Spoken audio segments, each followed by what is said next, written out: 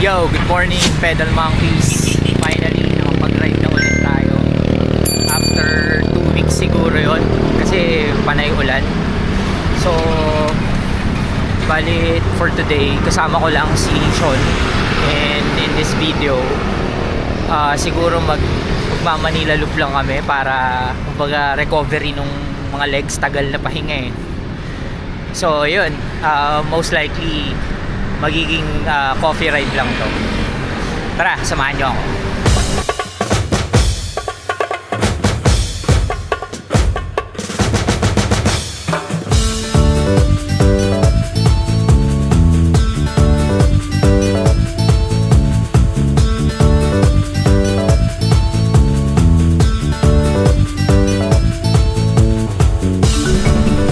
Okay guys, dito na kami sa monumento. Ito kami, babaybayan namin yung kahabaan ng Lillard. Kasi siya, no? Mga mga outfitan. Hindi na kulay green eh. Oo. Nag-iba na yung uniform ni Sean, guys. Oo. Ayan, oh. Naka-expire. Oh, yun. Siguro gagawin namin, ikot kami, daan kami ng Quiapo, tapos Intramuros, Luneta, basta ikot lang, MOA, gano'n, tambay, chill ride, yan, para masanay ulit yung legs. Tagal na bakante eh. 2 weeks din, and sana hindi umulan ngayon, yung tamang tamang gloomy lang para solid ride. Dito na kami sa Bangpad Station ng LRT. So time check around 6 p.m. Dito parang konti ng sasakyan. Kanina dun banda sa monumento sobrang congested, dami. Pero yun talaga yung yung Manila vibe.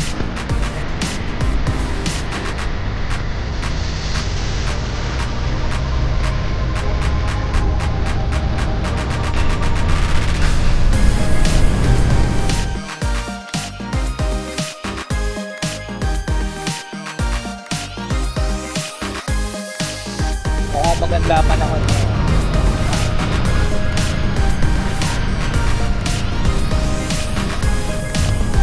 Ganda no? Guys. Escolta.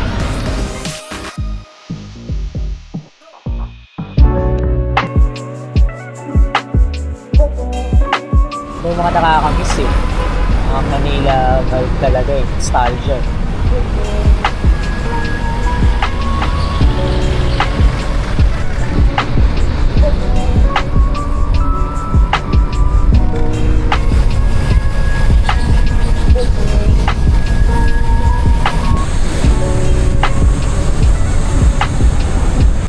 Yun na nga guys, ito yung pinakaunang long ride ni Sean nung simula nung natuto siya mag bike. So dito na kami sa Intramuros.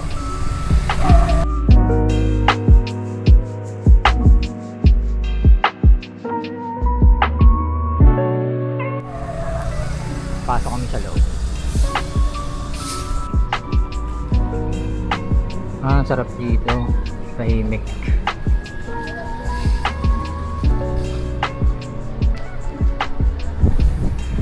Tahimik dito guys, sarap. Yung bali yung hubs lang ni Sean yung maingay. Ayan. Nakakaya magana eh. Bagong bayan. Ganda.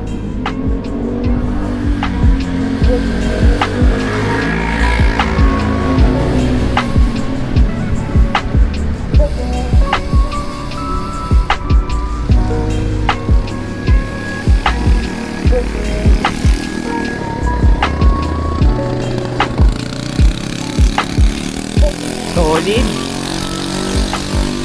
Ganda na kuha mo, Sean.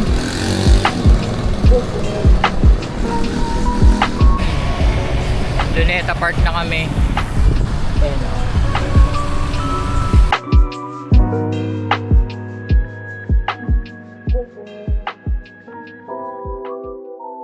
And here it is, kilometer 0.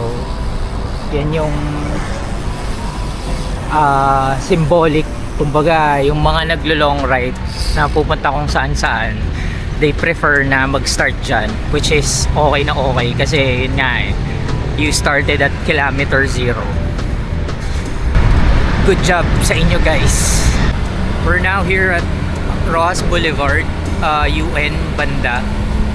Nga pala, shoutout kila Jerome, shoutout kay Bembem, sa mga anak niya, kay Carlos, and kay Jaja. Bembem, pabili ka na ng bike sa papa mo. Sama ka namin sa susunod. And shoutout din kay Reb, Dakilang Jempoy. Makakasama ka na rin namin next time. Hindi ata yung yung Dolomite Beach. Sarado siya.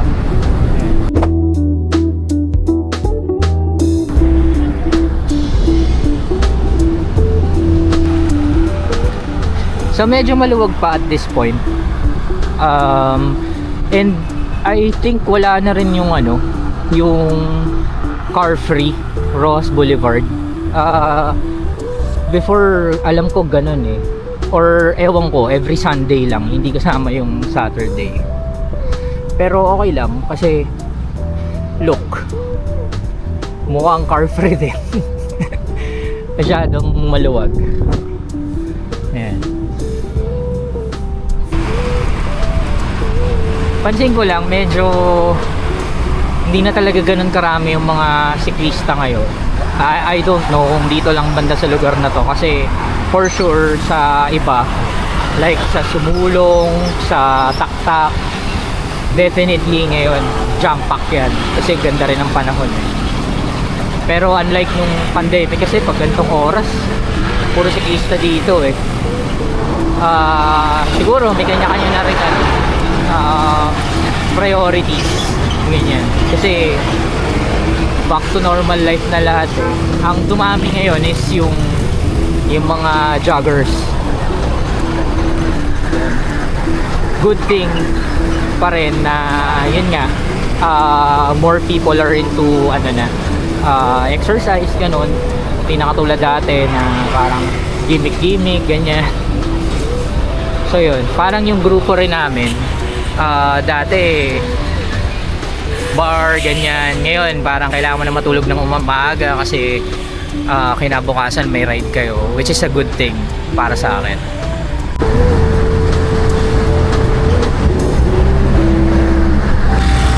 Okay, dito na tayo sa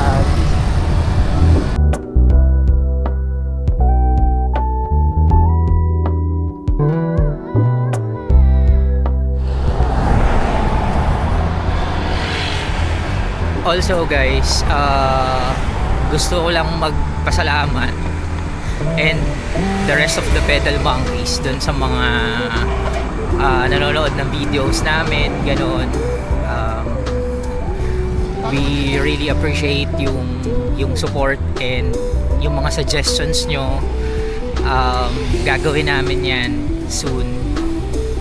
It's a matter of kung kailan lang, and I hope yung iba, some of you, pwedeng makasama namin guys, yun, para mas masaya. 6:46 tapos papunta kami ng MOA. I think pagdating namin doon, coffee lang kami muna, pahinga, ganyan.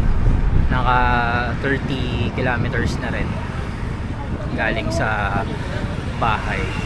Tapos I don't know saan kami next, pero ikot na lang kami ulit. Samantalahin na namin yung magandang weather.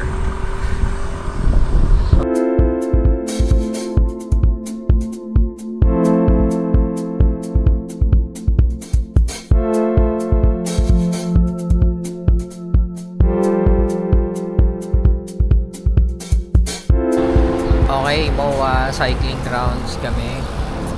Tayo lang namin si Fred.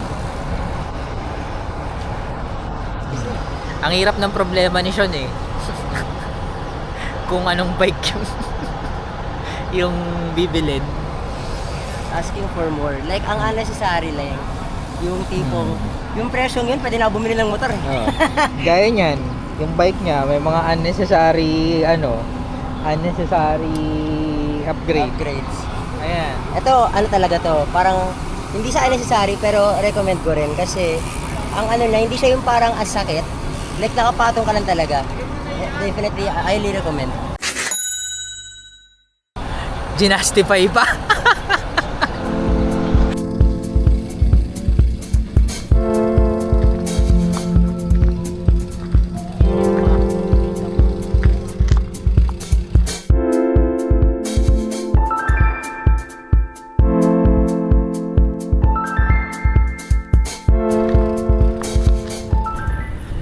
Ayun o, kasama na namin si Fred.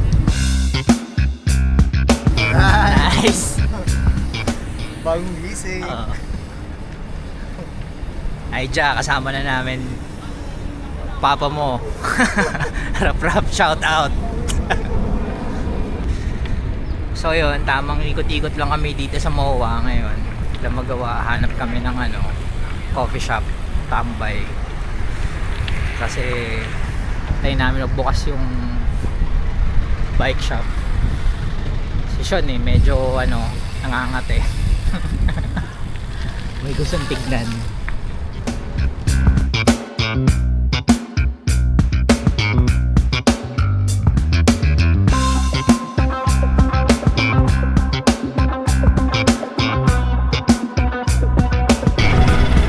Okay, so 10:22 ng umaga. Galing kami sa life cycle sa Makapagal. Nalungkot si Sean, unfortunately, yung gusto niyang wala size. Better luck next time. Alright guys, it's 10:39. Dito na tayo sa HQ ng mga kapitalista. Higa nga ni Higad Pating. Shout out, I'm a fan. At this point, ito na siya. Sobrang dami na sasakyan kasi I think hanggang 8 AM lang yung car free or Sunday lang din yata, saka ganun. Di ko sigurado.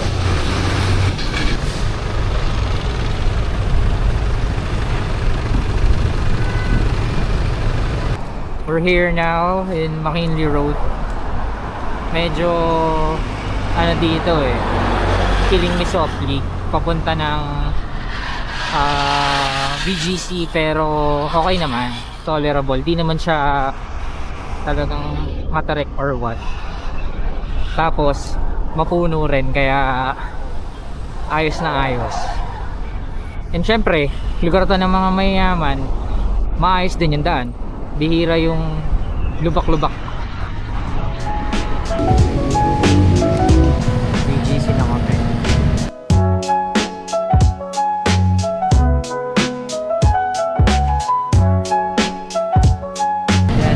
Nag-aaral ng bike. Pinasara yan dati ng pandemic. Pero ngayon, mamaw na. At ito na nga, sobrang init. Dito pa rin kami sa C5 McDonald's dahil sobrang init. Palipas, mga isang oras na yata tayo dito sobrang init pero tsaga-tsaga lang. Kumain na rin kami.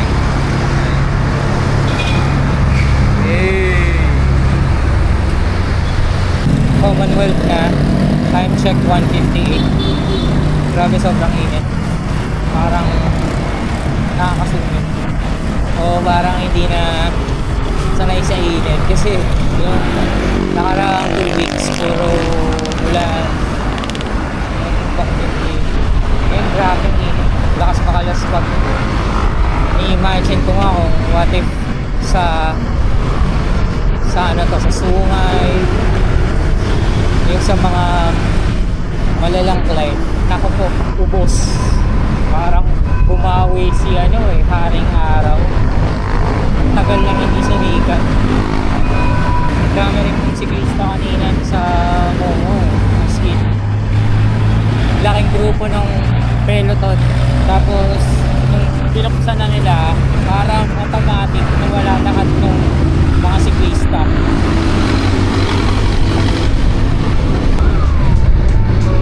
Sandigan na.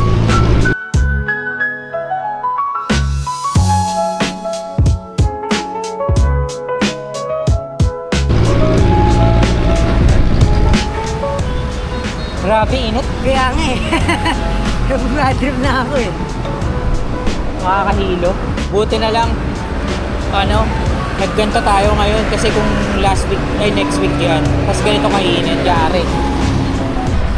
One last stretch sa init.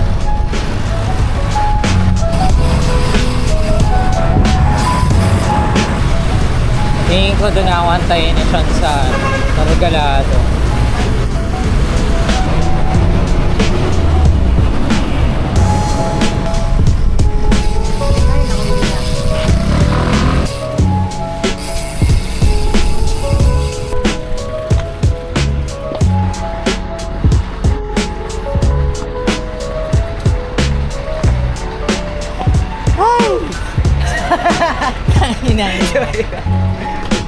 Ito, tindahan mo.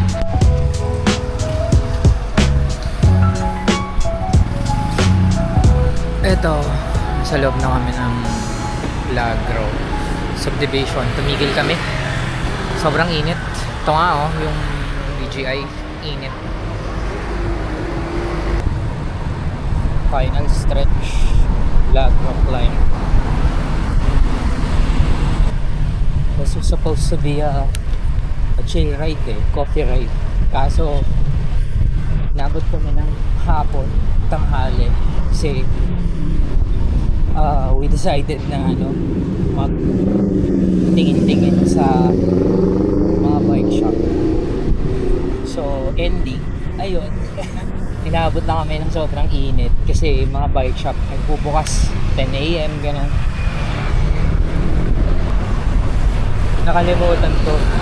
May temperature stats pala to by computer.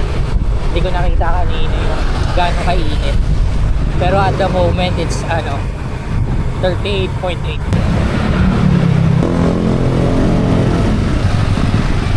Okay. Pasok na. Finally. Oh, sweet home. Okay guys, nakauwi na kami. Sakto lang yung ride. So we made around 80 kilometers. So sobrang init. As you can see, ng oras na pero ganyan pa rin kainit. Till next time guys, abangan nyo na lang yung mga rides pa natin. Thank you. Bye-bye.